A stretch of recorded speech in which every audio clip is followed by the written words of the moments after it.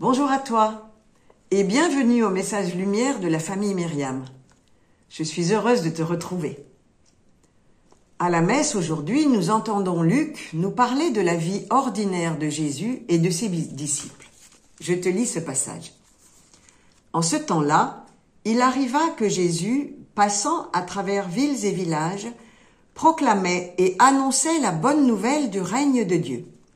Les 12 l'accompagnaient, ainsi que des femmes qui avaient été guéries de maladies et d'esprits mauvais.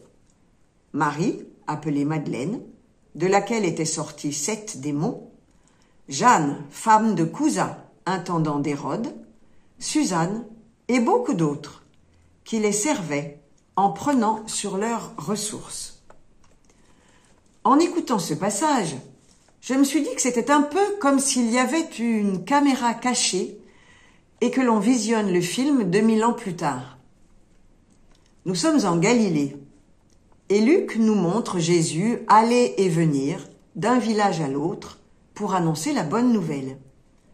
Il est accompagné des 12 apôtres qu'il a appelés il n'y a pas si longtemps et qui sont avec lui. C'est un peu plus tard seulement dans le récit de Luc qu'ils seront envoyés en mission par Jésus. Il est également accompagné par un groupe de femmes, sur lequel Luc met le focus. Ces femmes, dit-il, ont été délivrées d'esprits mauvais et guéries de leurs maladies. Luc nous donne le nom de 3 d'entre elles, comme il le fait pour les 12. Ces délivrances et ces guérisons semblent jouer pour elles le même rôle que celui des appels pour les hommes. Ces femmes seront de nouveau en scène au premier plan, lors de moments clés. Tout d'abord au pied de la croix du Christ, lors de sa mort et de son ensevelissement, et puis devant le tombeau vide, où Luc cite à nouveau Marie-Madeleine et Jeanne. On les retrouve encore avec les 12 et d'autres femmes dans la chambre haute, avant la Pentecôte, dans le premier chapitre des Actes des Apôtres, qui a également été écrit par Luc. Dans le passage d'aujourd'hui, Luc nous dit que ces femmes servaient Jésus et les 12, notamment au moyen de leurs biens. C'est ce même verbe « servir » que Luc utilise lorsqu'il raconte dans les Actes des Apôtres le choix des 7 diacres pour seconder les apôtres. Ces 7 seront au service de tous, pendant que les apôtres seront au service de la parole et de la prière. La mission de ces femmes était donc la même, aider Jésus et les apôtres avec leurs biens et leur travail. Ce faisant, elles répondaient avec reconnaissance aux bienfaits reçus du Christ et elles coopéraient au travail apostolique. Luc souligne la générosité de ces femmes. Il est beau de penser que Jésus a voulu s'appuyer sur cette charité et que, comme les apôtres, elles ont été capables de vivre ce détachement et cette générosité demandée par Jésus. Les femmes occupent une place importante dans l'évangile de Luc et dans les Actes des Apôtres. Cela peut nous étonner, lorsque l'on sait que, à l'époque de Jésus, la femme, comme l'enfant, n'avait pas d'existence légale.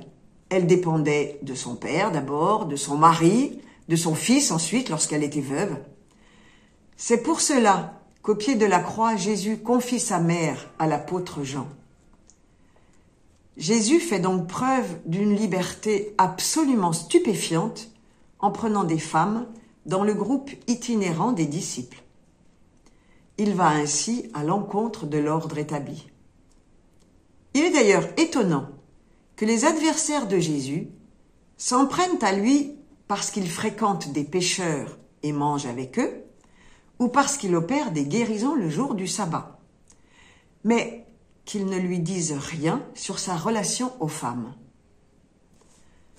De même, dans l'Église, l'homme et la femme jouissent d'une dignité égale et sont appelés l'un comme l'autre à la sainteté.